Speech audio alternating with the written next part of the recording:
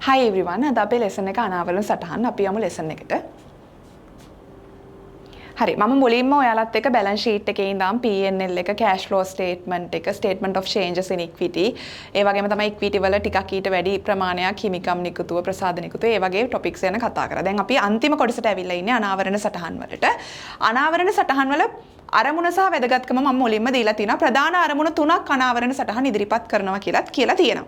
හැබැයි ඊට කලින් මම හිතන්නේ පොඩි background එකක් දුන්නොත් හොඳයි. ඔයා financial statement හදද්දී ඔයා සාමාන්‍යයෙන් P&L එක ගත්තොත් ඔයා දාන්නේ වර්ෂයේ ලාභය හෝ අලාභය පිළිබඳව numbers තමයි ඉදිරිපත් කරන්නේ. balance sheet එක ගත්තොත් ඔයා වර්ෂයේ අවසාන දිනේට තියෙන ඔයාගේ වත්කම් කොච්චරක්ද වගකීම් කොච්චරක්ද හිමිකම කොච්චරක්ද කියන එක තමයි දාන්නේ.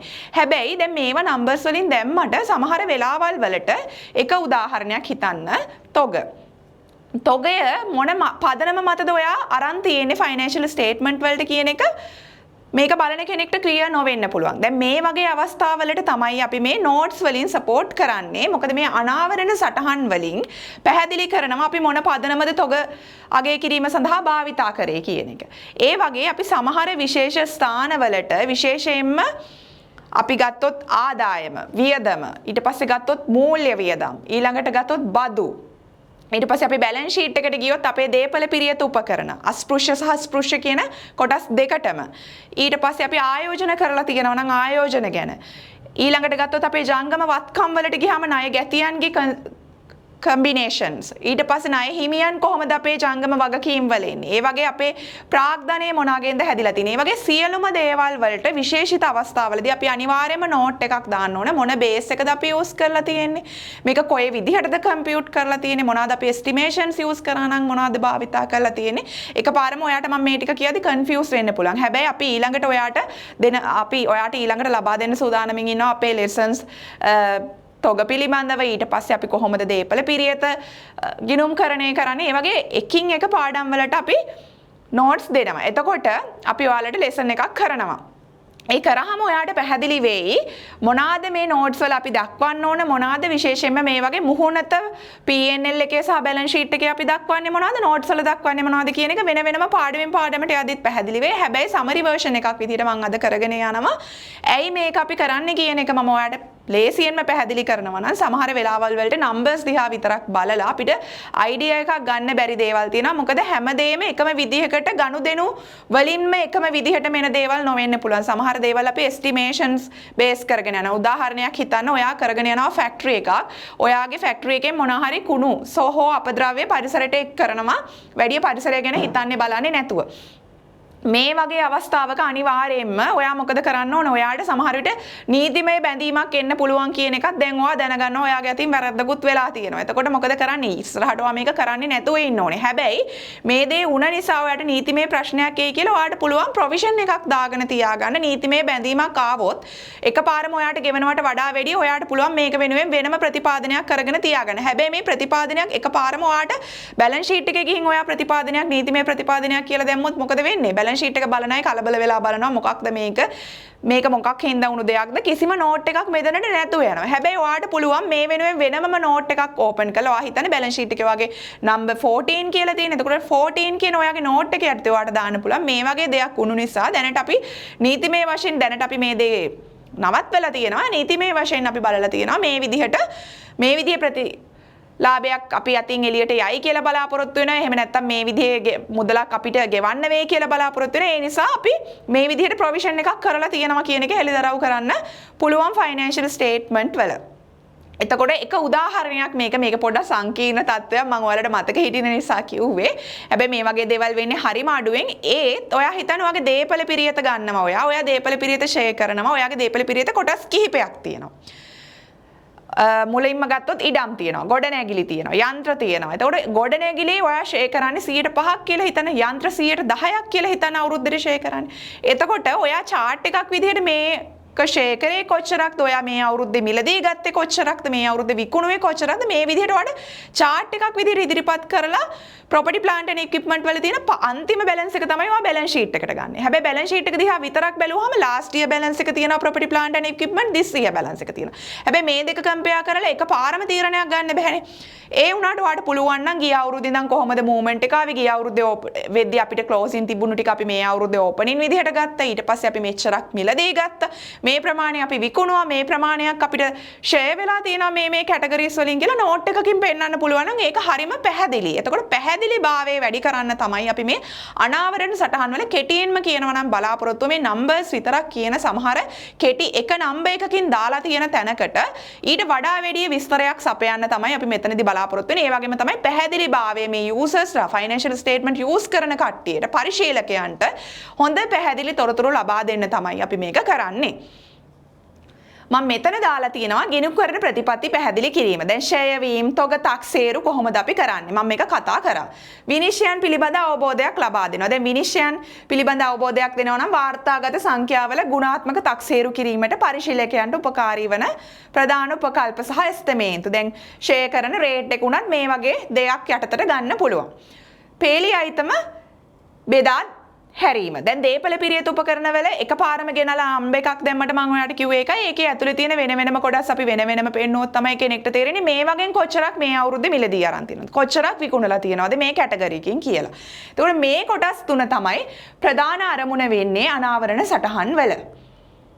මම මෙතන දීලා තියෙනවා ප්‍රාථමික ප්‍රකාශන වලට සහාය වීමේදී සටහන් වලින් වෙන කාර්යභාරය. දැන් අපි මූල්‍ය තත්ත්ව ප්‍රකාශයට වගේ ගිහිල්ලා බැලුවොත් මං කිව්වේ මේ දැන් මෙතන උදාහරණෙත් තියෙන්නේ මිලියන 15ක පාරිසරික ප්‍රතිපාදනයක් කරනවා නම් මේ ඇස්තමේන්තුව කරපු විදිහ, ඇයි මේක කරේ, කොහොමද අපි මේක එස්ටිමේට් කරේ කියන ටික නෝට් එකෙන් පැහැදිලි කරනවා. හැබැයි මූල්‍ය තත්ත්ව ප්‍රකාශයේ තියෙන එක නම්බර් එකක් වෙන්න පුළුවන්. ඊට පස්සේ දේපල පිරියත ගත්තත් මූල්‍ය තත්ත්ව ප්‍රකාශයේ තියෙන්නේ ගිය අවුරුද්දේ නම්බර් එකයි මේ අවුරුද්දේ නම්බර් එකයි. හැබැයි ඒකේ මූවමන්ට් එක මොනවාද උනේ කියන ටික අපි නෝට් එක ඇතුලේ දක්වලා තියෙනවා. එතකොට මූල්‍ය තත්ත්ව ප්‍රකාශයෙන් මේ ටික මේකේ තියෙන නෝට් නම්බර් එකත් අපි එතන ඉස්සරහා දානවා. දැන් PP නම් අපි නෝට් නම්බර් 10 කියලා දානවා නම් නෝට් නම්බර් 10 වලට ගියම් මේ PP වල විස්තරය තියෙනවා. මේ විදිහට රිෆර් කරලා බලන්න පුළුවන්. දැන් ලාභ හෝ අලාභ ප්‍රකාශනයේ පැත්තට යද්දී ඔයා හිතන්න ඔයාගේ වියදමක් කොටස් කරලා පෙන්වන්න ඕනේ. දැන් ආදායමක් කොටස් කරලා පෙන්වන්න ඕනේ. ඔයාට ආදායම් වර්ග දෙකක් තියෙනවා. ඔයා හිතන්න ඔයාට හොටෙල් එකක් තියෙනවා. හොටෙල් එකේට රෙස්ටුරන්ට් එකට එන කට්ටියකින් ඔයාට එන පෝෂන් එක වෙනම ගන්නවා. ඊට අමතරව නැවතිලා ඉඳලා යන අයගෙන් ඒ කියන්නේ එන ආදායම වෙනම ගන්නවා. එතකොට ඔයාට ඒ ආදායම කොටස් වලට කඩලා පෙන්නන්න පුළුවන්. වියදම් පැත්ත ගත්තත් ඔයාට පුළුවන් සේවකයන්ට ගෙවපු වැටුප්, ඊට පස්සේ ෂෙයා වීම මේ වගේ වියදම් කැටගරිස් උත් වෙනස් කරලා පෙන්නන්න. හැබැයි අපි ආදායම වියදම කියලා නම්බර්ස් දෙකක් තමයි. ආදායම කියලා මේ අවුරුද්ද එකයි ගිය අවුරුද්දේ නම්බර් එකයි දානවා ආදායම් ප්‍රකාශේ. මුකුත්ම පේන්නේ නැහැ මොනවාගෙන්ද ආදායම ආවේ කියන එකවත්. හැබැයි නෝට් එකට ගියාම තියෙනවා මොනවාගෙන්ද ආදායම ආවේ කියලා. වියදම් වලත් එහෙමයි. වියදම කියලා සමහර විට ඔයා හිතනවා වගේ ඇඩ්මිනිස්ට්‍රේෂන් එක්ස්පෙන්ස් කියලා අපි දාන පරිපාලන වියදම් නම්බර්ස් දෙකයි. ගිය අවුරුද්දේ මේ අවුරුද්දේ නම්බර්ස් විතරයි PNL එකේ ප්‍රසන්ට් කරන්නේ. හැබැයි ඔයාගේ නෝට් එකට ගියාට පස්සේ බලන්න පුළුවන් මේ පරිපාලන වියදම් ඇතුලේ කොච්චරක් රෙන්ට් එක තියෙනවද? දැන් ඔයා හිතන්න ඔයා හොටෙල් එක කරන් යන්නේ රෙන්ට් කරපු තැනක. කොච්චරක් ඔයාගේ රෙන්ට් එක තියෙනවද? ඔයා රෙන්ට් එක ඊට අමතරව ඔයාගේ ෂෙයා කොච්චරක් තියෙනවද? සේවකයන්ට කොච්චරක් ගෙවලා තියෙනවද? ඒ වගේ එක එක විදිහට ඔයාට බලන්න පුළුවන් මගේ වැඩි කොස්ට් එක මොකක්ද ගිහින් තියෙන්නේ. එතකොට මම හිතන්නේ මම ආයෝජකයෙක් කියලා කම්පැනි එක. එතකොට මට බලන්න පුළුවන් මගේ ආයෝජනයේ වැඩි වියදමක් කියන්නේ සේවකයන්ටද? එහෙම නැත්නම් රෙන්ට් එකටද? නැත්නම් රෙන්ට් එකට මම මේ බිල්ඩින් එකේ ඉන්නවට වඩා වැඩි අමාරුවෙන් හරි මම වෙන තැනකට රීප්ලේස් කරන එක හරි නැත්නම් මේ ඉන්න කෙනාවම මම මේකේ ඕනම එක්කම කතා කරලා මම මේක ගන්න එකද මට වාසි. අන්න ඒ වගේ ඩිසිෂන් වලට එන්නත් ලේසි. හැබැයි ඒ වගේම තමයි තොරතුරු රිප්‍රසන්ට් කරන්නත් තනි නම්බර් එකක් දිහා බලනවට වඩා වැඩි මේ නෝට් වලින් සපෝට් කරනවා මොන වගේ එක්ස්පෙන්සස්ද ගිහින් තියෙන්නේ, මොන වගේ ඉන්කම්ද මට ඇවිත් තියෙන්නේ කියලා අයිඩියා එකක් ගන්න. හිමිකම් වෙනස් වීම පිළිබඳ ප්‍රකාශයට ගියත් ඔයාට දැන් අපි කලින් පාඩමේ කතා කරපු හිමිකම් නිකුතුව, ප්‍රසාද නිකුතුව, ඒ වගේ දේවල් වලදී කොහොමද මේවා ගණනය කරේ, ගණනය කරාට පස්සේ එක කොටසකට කොච්චර වටිනාකමක් ඇලොකේට් වෙනවද, අන්තිමට මිලට මොකක්ද වෙන්නේ, කොහොමද මේ ටික සිද්ධ කරේ, කොච්චරක් අපි කොටස් නිකුත් කරාද කියන සියලුම තොරතුරු අපිට පුළුවන් ගිණුම් කරන සටහනක් යටතේ සංක්ෂිප්ත වශයෙන් ලබා දෙන්න. ඊළඟට මම බැලන්ස් ෂීට් එකේ පළවෙනි කොටසට යනවා. බැලන්ස් ෂීට් එක අපි ස්ටාර්ට් කරන්නේ සාමාන්‍යයෙන් නන් කරන්ට්, ඒ කියන්නේ ජංගම නොවන වත්කම් වල දේපල පිරියත උපකරණ වලින් තමයි අපි ස්ටාර්ට් කරන්නේ. ඇත්තටම බැලන්ස් ෂීට් එකේ ස්ටාර්ට් එක පටන් ගන්න එතනින්. මොකක්ද මම මුලින්ම කිව්වා නන් කරන්ට් වෙන්න ඕනේ. කියන්නේ ජංගම නොවන වැඩි කාලයක් තියෙන්න ඕන. මෙතන තියෙන්නේ ස්පෘශ්‍ය කොටස. දේපල පිරියත කියන්නේ භෞතික සම්භවයක් තියෙනවා. ස්පෘශ්‍ය කොටස තමයි අපි දේපල පිරියත උපකරණ වල පෙන්නුම් කරන්න. එතකොට මම ටොපික් එක ගැන ඔයාලට පැහැදිලි කරා. කොතනද මේක ඉනිෂියලි බැලන්ස් එක ඔයාලට ටක් ගාලා ෆයිනෑන්ෂල් ස්ටේට්මන්ට් වලට ගියාම කොතනද පේන්නේ ඔයාලට ෆයිනෑන්ෂල් පොසිෂන් එකේ තමයි පේන්නේ. කියන්නේ බැලන්ස් ෂීට් එකේ. ශේෂ පත්‍රේ. හරි ඊට පස්සේ මූල්‍ය තත්ත්ව ප්‍රකාශය කියලා කියනවා. මම දැන් ඔක්කොම නම් ටික කිව්වා මේක පෙන්නන තැන කොහොමද එන්නේ ඉංග්‍රීසි වලින් සිංහල වලින් අපි යූස් කරන හැමතැනම. ඊට පස්සේ මම ලේසි මේක තමයි මම බැලන්ස් ෂීට් කියන වචනේ යූස් කරනවා මට කියන්න ලේසි නිසා. එතකොට එතන උඩම තමයි අපි මේක ප්‍රසන්ට් කරන්නේ. මේ අනාවරණ අවශ්‍යතාවයන් තමයි අවශ්‍ය දේවල් තමයි සාමාන්‍යයෙන් අපි මිනුම් පදනම දාන්න ඕනේ. ඒ කියන්නේ අපි ගත්ත පිරිවැයට මේක තියාගෙන යනවා. ඔයා හිතන්න ඔයා ගන්නවා ගොඩනැගිල්ලක්. ඔයා ගොඩනැගිල්ලම එකපාර ගන්නවා. ඒ ගොඩනැගිල්ල ඔයා ගත්ත පිරිවැයටද තියාගෙන යන්නේ. එහෙම නැත්නම් ඔයා ෆෙයා වැලියු එකට තියාගෙන යනවා. ඒ කියන්නේ නැවත තක්සේරු වටිනාකමට තියාගෙන යනවද කියලා පැහැදිලි කරන්න ඕනේ. නෝට් වල ඔයා මේක දාන්න ඕනේ.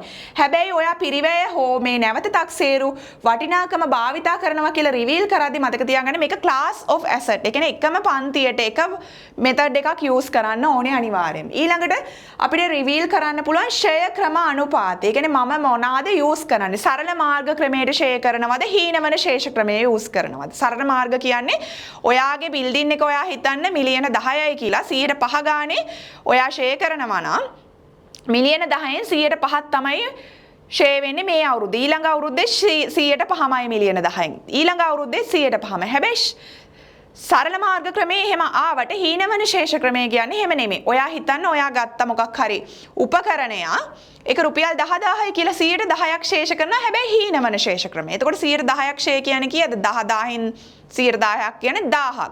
එතකොට මේ අවුරුද්දේ ඔයා වත්කම ගත්තාම තියෙනවා 10000ක් ෂේ කරාම 10000ක් ඔයාලට 9000ක් තමයි මේ අවුරුද්දේ අග බැලන්ස් එක වෙන්නේ. ඊළඟ අවුරුද්දේ ඔයා ෂේ කරන්නේ අර 9000ට 110ක්. ඒ කියන්නේ හීනවන ශේෂ ක්‍රමයට අඩු කරපු ශේෂයට තමයි 110ක් ෂේ කරන්නේ. එතකොට මොකක්ද ෂේ කරන ක්‍රමය කියන එක ඔයා දක්වන්න ඕන. ඊළඟට තමයි මුදල් සැසඳීම. මේක වැදගත් අනාවරණයක් කියලා කියනවා. ඒකෙදී එක් වර්ෂය තුල වත්කම් පන්තියේ චලනය පෙන්නනවා. ඒ කියන්නේ ආරම්භක ශේෂයෙන් පටන් අරගෙන ඒකට එකතු වෙච්ච ඒවා බැහැරවීම, ෂය වීම මේ ටික මේ නෝට් එකේ රිප්‍රසන්ට් කරනවා. මම සරල උදාහරණයක් ඉක්මනින්ම ඔයාට දෙන්නම් නෝට් එකක් කොහොමද එන්නේ කියලා පෙන්නන්න. ඔයාට පුළුවන් අපි ඉන්නේ හිතන්නේ 1/1/2026 කියලා. හිතන්න ඔයාගේ දේපල පිරියතවල තියෙනවා වර්ග දෙකක් තියෙනවා කියලා හිතන්න. ඊට පස්සේ මම මෙතනට ටෝටල් එක ගන්නවා. එකතුව ගන්නවා. ඔයා හිතන්න මෙතන තිබ්බා ඉඩම් මම 2යි ගන්නෙ ගොඩනැගිලි. ඉඩම් ගොඩනැගිලි වල මෙතන තියෙනවා අපි හිතමු 100ක් ඉඩම් තියෙනවා. ගොඩනැගිලි තියෙනවා 200ක්. එතකොට ආරම්භක බැලන්ස් එක ඔයාට ඔක්කොම එන්නේ 300ක්. ඊට පස්සේ ඔයා ඉඩම් ගොඩනැගිලි වලට ඔයා මේ අවුරුද්දේ මිලදී ගැනීම් තියෙනවා. විකිනීම් කියලා අපිට දාන්න පුළුවන්. මිලදී ගැනීම් තියෙනවා තව 100ක් ඔයා මෙතනට ගන්නවා. මෙතනින් ඔයා විකුණනවා 20ක්. මෙතන 100ක් ගන්නවා. මෙතන වෙන මොකුත් නැහැ. එහෙනම් මිලදී ගැනීම් 100යි. විකුණපු ඒවා සම්පූර්ණ 20යි. එතකොට එක් කාණ්ඩයේ අන්තිම බැලන්ස් එක ඔයා මෙතන හදා ගන්න ඕන අවසාන බැලන්ස් එක 31යි 12යි 2026ට. මෙතනින් 200ක් වෙනවා ඉඩම්. මෙතනදී මෙතන 180ක් වෙනවා. මෙතන ගත්තොත් 400යි 400න් 20ක් ගියාම 380ක් වෙනවා. මේ පැත්තෙන් ගත්තත් ඒ 380ට එනවා. එහෙනම් අන්තිම බැලන්ස් එක 380ක්. මේක මේ තියෙන්නේ මොනවද? මේ තියෙන්නේ මේකේ පිරිවැය පැත්ත කතා කරොත්. හැබැයි මේකේ ෂෙය ගැන කතා කරාම ෂෙය වලත් මේ chart එකේම තව පහළට මම යන්න ඕනේ. ෂෙය වලත් ඔයා හිතන්නේ 1/1/26 වෙනකොට 2026 වෙද්දී ඔයාගේ ෂෙය තිබිලා තියෙනවා. මේ ගොඩ රැගලි වලට කොහොමත් ඉඩම් වලට කොහොමත් ෂෙය නැහැ නේනම් බිඳුවයි. මෙතන තිබිලා තියෙනවා කියලා හිතන්න 10ක්. එතකොට ආරම්භයේ මෙතන එකතුව 10ක් තියෙනවා. මේ අවුරුද්දේ ෂෙය වීම මේකට කොහොමත් නැහැ. මෙතනටත් හිතන්න ආපහුත් 10ක් ඇවිල්ලා තියෙනවා කියලා. එතකොට මෙතනට 10යි. ඊළඟට ෂෙය වලින් දැන් මේ විකුණද්දී ෂෙය වලින් යම් කොටසක් අයින් වෙන්න ඕනේනේ. එහෙම අපි හිතමු ෂෙය වීම අයින් වීමක් ගැන ඔයා හිතන්න එපා. දැනට ඔයා හිතන්නේ මේ ගත්ත දවසේම විකුණපු ඉඩමක් හරි මොකක් හරි හිතන්න. දැනට ඇසියුම් කරමු ෂෙය මොකුත් නැහැ කියන එක. දැනට මට උදාහරණයක් ඔයාට දෙන්න ලේසි නිසා නැත්තම් ඒ කොටස මෙතනින් ඔයා අයින් කරන්න ඕනේ. ඊට පස්සේ මේ අවුරුද්දේ ෂෙය වීමුයි ඒ අයින් වුණු කොටසයි ඒ ටික ගැලපුණාට පස්සේ අපි හිතමු අවසාන ෂෙය 31යි 12යි 26ට අවසාන ෂෙය එනවා. මෙතන නැහැ කොහොමද ෂෙය. මෙතනට එනවා 20ක් මෙතනටත් එනවා 20ක් මේක දෙපැත්තෙම බැලුවත් 20 හරියනවා. එතකොට ඔයාගේ මේකේ carrying value එක වෙන්නේ මේ asset වල මේ 380න් ඔයා මේ share ටික අඩු වෙන්න ඕනේ. දැන් මෙතන මේකෙන් අඩු වුනහම කොහොමත් carrying value එක 200ක් එනවා. මෙතන 180න් මේ 20 අඩු වුනහම 160ක් එනවා. මෙතන 380න් මේ 20 අඩු වුනහම 360ක් එනවා. මේ පැත්තෙන් ගත්තත් මේක 360ට සමානයි. මේ අගේ විතරයි ඔයාගේ කොතනද මම ඔයාලට කිව්වේ balance sheet එකේ statement of financial position මූල්‍ය තත්ත්ව ප්‍රකාශයට යන්නේ මේ අගේ විතරයි මේ අවුරුද්ද. හැබැයි මේ වගේ නෝට් එකක් දුන්නොත් නේද ඔයාලට පැහැදිලි කොච්චරක් ගත්තද කොච්චරක් විකුණුවාද අවුරුද්දේ ෂෙයා කීයද විකුණපු එකට අදාළ ෂෙයා කීයද දැන් මෙතන නැහැ. හැබැයි කීයක් කොහොම වෙලා තියෙනවද කියන එක ඔයාලට පැහැදිලි වෙන්නේ මෙතනදී. අනිත් එක තමයි මේ නම්බර් එක බලලා. මේ නම්බර් එක බලලත් ඔයාලට බලන්න පුළුවන් සාමාන්‍යයෙන් තේරෙනවා ඔයාලට නෝට් එකක් වාක්‍යකින් නුදුන්නත් මේකේ ෂෙයා අනුපාතය කීයක්ද කියන එක බලන්න පුළුවන්. නෝට් එක වාක්‍යකින් අපි ෂෙයා අනුපාත දෙනවා නුදුන්නත් මේවා ටිකක් කම්පෙයාර් කරන්න පුළුවන්. මෙතන පොඩි ඇසට්ස් ගානක් තියෙන නිසා ඔයාලට ලේසියෙන් අවබෝධයක් ගන්න පුළුවන් සහ මේ නෝට් එකෙන් අනිවාර්යෙන් ඔයාලට අවබෝධයක් ගන්න පුළුවන්. ඒ නිසා තමයි අපි මේ විදිහේ නෝට් එකක් ඉදිරිපත් කරන්නේ ෆයිනෑන්ෂල් ස්ටේට්මන්ට් වල. මෙතන දැන් මම දීලා තියෙනවා ජනවාරි 1 දිනට තියෙන මුදල එකතු කිරීම කොච්චරක් තියෙනවද නැවත තක්සේරු අතිරික්තෙකුත් මේකේ තියෙනවා ෂෙයා වීමුත් ගියහම අවසාන මුදල කොච්චරක්ද කියලා. නැවත තක්සේරු තොරතුරු පිළිබඳවත් මේ තක්සේරුව කරේ කවුද? ඵලදායි දිනේ කවුද? ස්වාධීන තක්සේරු කරුවෙක්ද මේක කරේ? මොන උපකල්පනද යොදාගත්තේ? මේ වගේ දේවල් අපි හෙළිදරව් කරන්න ඕන. ඒ වගේම තමයි දේපල පිරියත මොකක් හරි වාගේ තියෙන එකක් ඔයා බැංකු ලෝන් එකක් ගන්න යද්දි සුරක්ෂිතතාවයක් විදිහට ඇපයක් විදිහට තියලා තියෙනවා නම් ඒකත් ඔයා නෝට්ස් වලින් හෙළිදරව් කරන්න ඕනේ. මොකද ඒක එතකොට දන්නව නෝට් එක බලන කෙනා මේ දේපල පිරියත උපකරණي අපිට එකපාරේ විකුණන්න බෑ. මොකද අපි වෙන පාටි එකක් එක්ක මේක ඇපයකට යොදාගෙන තියනවා කියන එක. මේ වගේ වැදගත් සියලුම තොරතුරු අනාවරණය කරන්න ඕන සමරි එකක් විදිහට අපි අනාවරණය කරනවා නෝට්ස් වලදී. දැන් මම ඊළඟට යනවා ඊළඟ කොටස අස්පෘශ්‍ය වත්කම් වලට. intangible assets කියලා කියනවා. මේ දේපල පිරියත වගේම තමයි මේකෙදිත් අපි පෙන්වන්න පුළුවන් මේ වගේම නෝට් එකක් හදාගෙන පෙන්වන්න පුළුවන් ඕපනින් කොච්චරක් තිබ්බද මිලදී ගත්තේ ඒවා ඇතුළත දිනු කරපු වටිනාකම් තියෙනවා නම් එහෙම බැහැර කරපු දේවල් ඒ වගේ අරගෙන මේ අපි මේකට amortization උත් අරගෙන අපිට පුළුවන් අන්තිම බැලන්ස් එක හදාගන්න. මේ අන්තිම බැලන්ස් එක තමයි ඒකෙත් ඒ විදිහටම ෆයිනෑන්ෂල් ස්ටේට්මන්ට් වලට යන්නේ. එතකොට මේකෙදි සාමාන්‍යයෙන් ප්‍රයෝජනවත් ආයු කාලය ගැන හෙළිදරව්වක් කරනවා. ආයු කාලය සීමිතද නැත්නම් අසීමිතද? අසීමිත නම් අපි අවුරුද්දට සැරයක් මේක ඇසෙස් කරලා බලනවද? ඒ ටික හෙළිදරව් කරන්න ඕනේ. ඒ වගේම තමයි පරීක්ෂණ සංවර්ධන කටයුතු කරලා තියෙනවා නම් ඒ වගේ මුදල් අපි P&L එකට වියදමක් විදිහට දාලා නැතුව අපි ඇසට් එකක් විදිහට තියාගෙන යනවා නම් ඒ ගැන රිවීල් කරන්න ඕනේ. ඊට අමතරව අභ්‍යන්තරව අපි උත්පාදනය කරපු ඇසට් මොනවා හරි තියෙනවා නම් අස්පෘශ්‍ය වත්කම් තියෙනවා නම් ඒවා වෙනමම ප්‍රසන්ට් කරලා ඒ ගැන අනාවරණයක් කරන්න ඕනේ. උදාහරණයක් මෙතන තියෙනවා සමාගමේ අස්පෘශ්‍ය වත්කම් පරිගණක මෘදුකාංග අවුරුදු 5ක ප්‍රයෝජනවත් කාලයක්.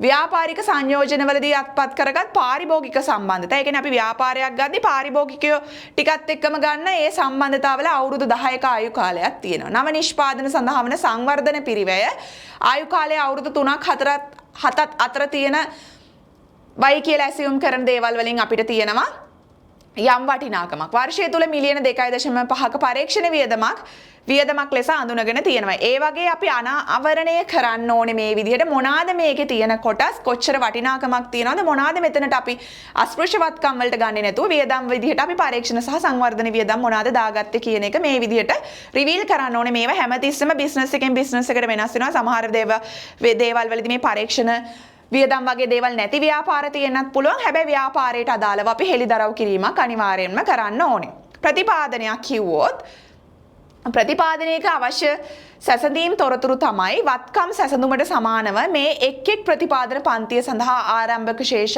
එකතු කිරීම භාවිතා කර මුදල් භාවිතා නොකළ මුදල් වලින් පස්සේ අවසාන ශේෂ කොච්චරක් තියෙනවද කියන එක පෙන්වන්න ඕන. ඒ වගේම මේ ප්‍රතිපාදනය යටතේ බැඳීමේ ස්වභාවයේ පිටතට ගලා යාම වල අපේක්ෂිත කාල රාමුව පිළිබඳ විස්තරයක්ත් කරන්න ඕන. දැන් උදාහරණයක් විදිහට රුපියල් මිලියන 15ක පාරිසරික ප්‍රතිපාදනයේ ඊළඟ වර්ෂයේ 3 සෝ 5 ඇතුළත දරන්න ඇස්තමේන්තු ගත කරලා තියෙනවා කියන එක අපිට හෙළිදරව් කරන්න පුළුවන්. ඊට පස්සේ අවිනිශ්චිතතාවයක් තියෙනවානේ. මේක ප්‍රතිපාදනයක් නේ. මේක වෙනස් වෙන්න පුළුවන්. මුදල වෙනස් වෙන්න පුළුවන්. ගෙවන කාලය වෙනස් වෙන්න පුළුවන්. ඒ වගේ මේ අවිනිශ්චිතභාවයේ පිළිබඳවත් කරන සිදුවීම් සම්බන්ධව තියෙන උපකල්පන අපිට ප්‍රසන්ට් කරන්න පුළුවන් මේ නෝට්ස් යටතේ. ඒ වගේම තමයි රක්ෂණ අය කර ගැනීම ප්‍රතිපූර්ණ මොනවා හරි විස්තර තියෙනවා නම් මේකට දාන්න පුළුවන්. දැන් මේ උදාහරණය ජනවාරි 1 වෙනිදා වෙද්දී ශේෂය තියෙනවා 3500ක් වර්ෂයේ ඇතුළේ 2800ක ප්‍රතිපාදනය කරලා තිනවා. ප්‍රතිපාදනයෙන් භාවිතා කරපු මුදලුයි ආපසු හරවන ලද මුදල් භාවිතා නොකර ගියාම අවසාන වෙද්දී මේ වගේ ප්‍රතිපාදනයක් කරලා තියෙනවා. අපි අවිනිශ්චිත වගකීම් සඳහා මුදල් පිටතට ගලා යාමක් සිද්ධ වෙනවා කියනක් හිතනවා නම් LKS 37 වලට අනුව අපි අනාවරණයක් සිද්ධ කරන්න ඕනේ. ඒ අනාවරණයේදී විස්තර වලට අපි ඇතුළත් කරන්න ඕනේ අවිනිශ්චිත වගකීමේ ස්වභාවය පිළිබඳ. මොකක්ද අපේ වගකීම? ඇයි මේක අවිනිශ්චිත? කොයි වගේ මුදලක් ගෙවන්න වේද කියන එක කෙටි විස්තරයක් දාන්න ඕනේ. මූල්‍ය බලපෑමේ ඇස්තමේන්තුවක්. කොයි වගේ මුදලක් යයිද කියන එක එස්ටිමේෂන් එකක් දාන්න ඕනේ. මුදල හෝ කාලරාමුව පිළිබඳ අවිනිශ්චිතතාව පිළිබඳව ඇඟවීමක් දාන්න ඕනේ. කියන්නේ අවිනිශ්චිතයි කියන එකත් රිවීල් කරන්න ඕනේ අපි මෙතන.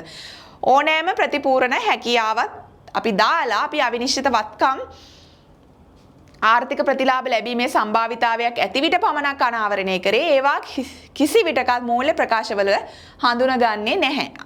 අවිනිශ්චිත වත්කමක් කියන්නේ ආර්ථික ප්‍රතිලාභයක් ලැබිය හැකි කියලා අනාවරණය කරාට අපි මේකේ නම්බර් එක ගිහිල්ලා මූල්‍ය ප්‍රකාශනවල දාන්නේ නැහැ. මේකේ අනාවරණ සටහනක් විතරයි කරන්නේ. මේක හොඳින් මතක තියාගන්න ඕන තැන. මෙතනදී මම කතා කරා අවිනිශ්චිත වගකීම් සඳහා අපි LKS 37 වලට අනුව මොනවාද හෙළිදරව් කරන්න ඕන, මොනවාද අනාවරණයේ ඇතුළත් වෙන්න ඕනේ කියන අවිනිශ්චිත වත්කම් ගැනත් කතා කරා. අවිනිශ්චිත වත්කම් හොඳින් මතක තියාගන්න. අපි කිසිම වෙලාවක මූල්‍ය ප්‍රකාශන වලට දාන්නේ නැහැ. මොකද මේක නමෙන්ම තේරෙනවා අවිනිශ්චිතයි. අපිට හරියටම ගෙස් කරන්න හැකියාවක් නැහැ කියන එක. ඊළඟට මම වාර්තා කරන දිනෙන් පස්සේ සිදුවීම් අනාවරණය කළ යුතුයි කියලා දාලා තියෙනවා. උදාහරණයකුත් දාලා තියෙනවා. මම මේකට වෙනම chapter එකක් කරන හින්දා මම මේක ගැන මෙතනදී විස්තර කරන්න යන්නේ නැහැ. වාර්තා කරන දිනෙන් පසු සිදුවීම් යම් මොනවා හරි විශේෂ සිදුවීමක් තියෙනවා නම් අපි අනිවාර්යෙන්ම මේක ෆයිනෑන්ෂියල් ස්ටේට්මන්ට් වල රිවීල් කරන්න ඕනේ. ඊළඟට තොග මම මේකට ඊළඟට පාඩමක් කරලා තියෙනවා. ඔයාලට ඊළඟට මේ පාඩම බලන්න පුළුවන්.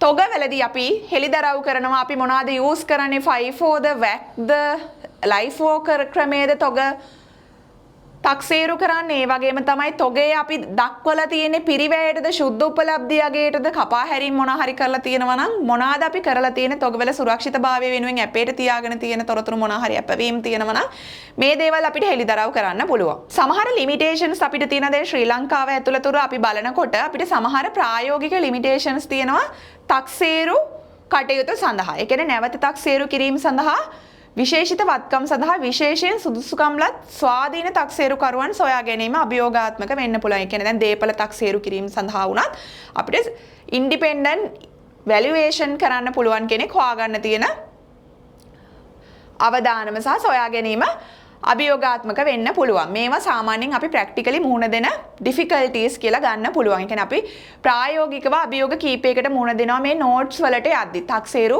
කරුවන් සොයා ගැනීමේ අපහසුතාවය. ඒ වගේම තමයි ප්‍රතිපාදන එස්තමේන්තු. නෛතික සහ පාරිසරික ප්‍රතිපාදන සඳහා බොහෝ විට දේශීය පහසුවෙන් ලබාගත නොහැකි විශේෂඥ උපදෙස් අවශ්‍ය වෙනවා. ඒ කියන්නේ දේශීය වශයෙන් අපිට සමහර වෙලාවල් වලට මේවා පිළිබඳව උපදෙස් ගන්න පුළුවන් පුද්ගලයන් නැති වෙන්න පුළුවන්. නැත්තම් පුද්ගලයන් අඩු වෙන්න පුළුවන්.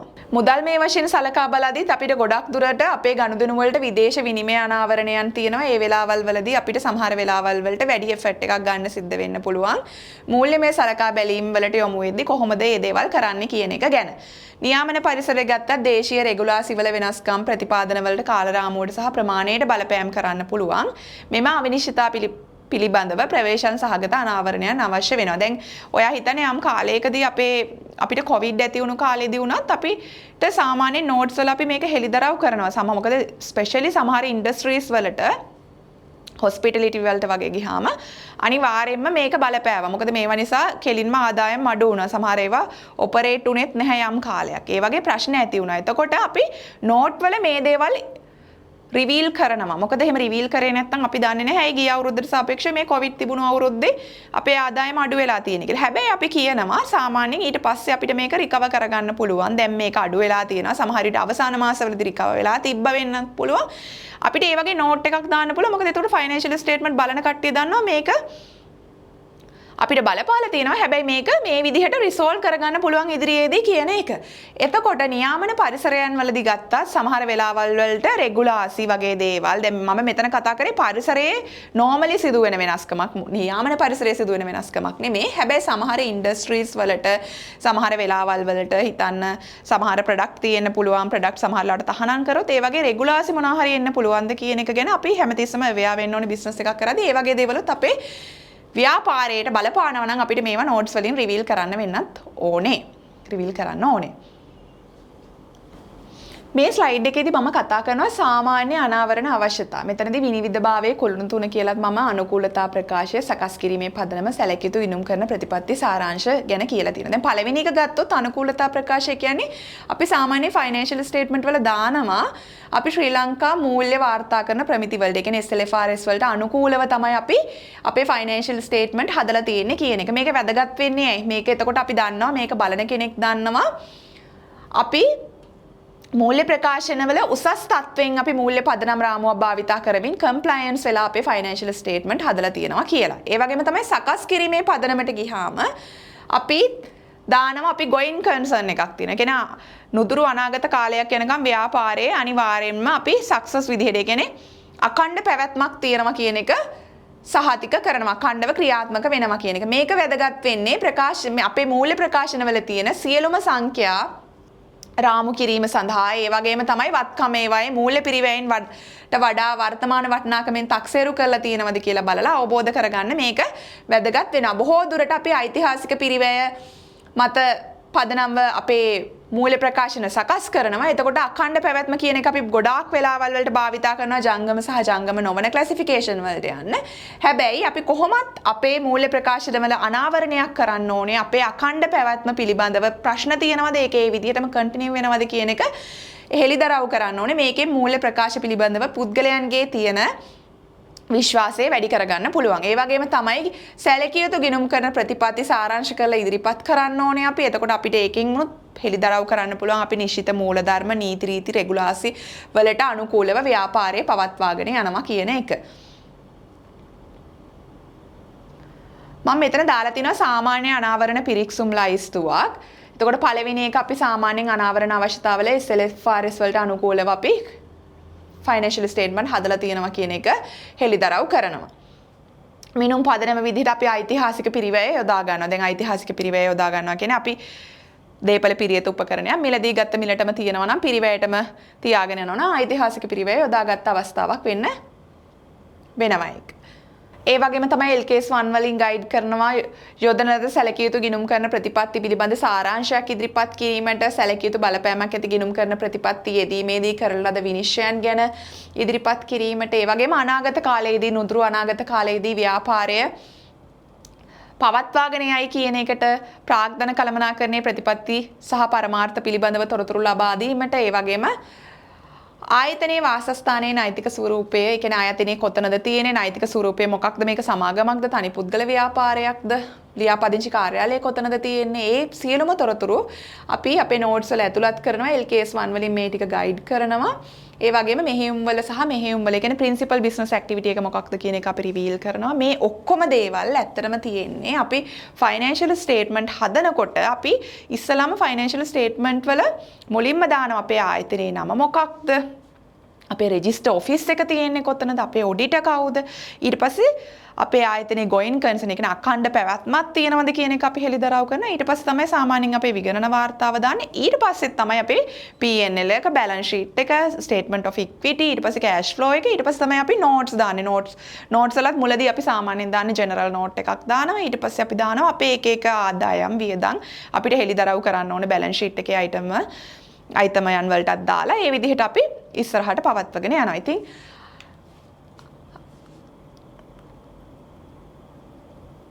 අදට ලෙසන් එකේ කන්ටෙන්ට් එක මෙච්චරයි. අපි බලමු අපේ එක්සැම්පල්ස් වලින් කොහොමද මේ P&L වල ඉඳන් මෙතනට එනකම් අපි financial statement link කරලා කොයි විදිහටද හදාගෙන යන්නේ කියන එක අපි ආපහු අලුත් lesson එකකින් හම්බෙමු. Thank you.